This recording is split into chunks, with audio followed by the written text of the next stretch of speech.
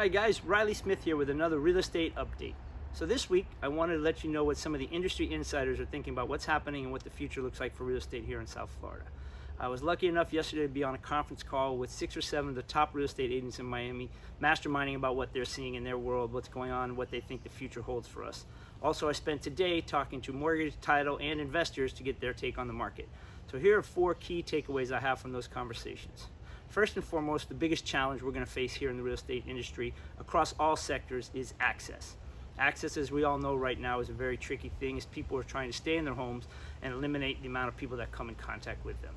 So we are seeing some showings, but very few showings, and it is harder and harder to get into properties, which of course is the beginning of this real estate process.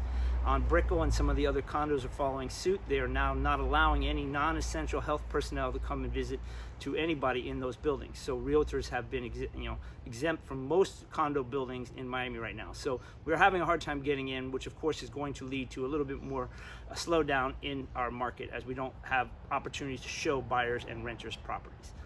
There are some exceptions to that, and it does vary. Price points that tend to also have something to do with it, as the people who are selling under $1 million or will have a very immediate need are willing and to take a little bit more of a risk to let us get in. And of course, there are empty properties, which we do see quite a few showings for. But access will remain our biggest challenge going forward.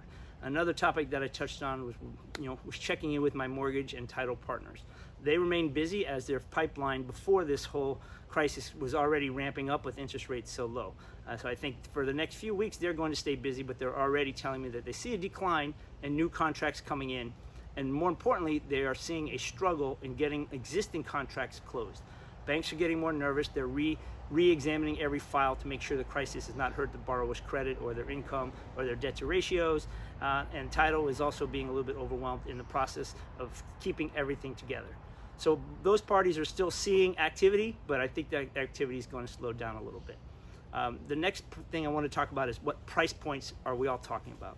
On my call on yesterday, I was speaking with a lot of the luxury brokers in Miami, and they're telling me that they see a slowdown in their market pretty dramatically, as people with $2, $3, $4, $5 million properties can afford not to make a move right away or to sit back and take their property off the market or not allow anybody in there.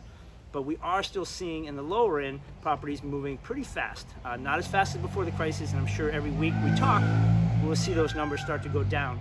But those people have different needs. They need to move. We just had a couple people tell us they need to list their house because they lost their job due to the virus and they need to move to another county to live with family. We have some divorced people we're helping with. We have some people who are working, towards the end of a lease and need to get into a property right away and still want to take advantage of the interest rates, which have a great impact on people buying in that under $1 million market. So that market is going to keep going. Probably probably will slow down, but not at the same rate as the luxury market. The next thing I want to talk to you about was investors. We are getting a lot of calls on my agents, especially for people, and I just got off the phone with one guy right now who has cash. They're looking to buy if there are any opportunities, if any sellers think this is the time to get out quick, and if they see any panic in the market, I do believe we will see a lot of investors come back in. So these are a couple thoughts and takeaways I had today. I hope you guys are safe. I'll be checking back in with you soon.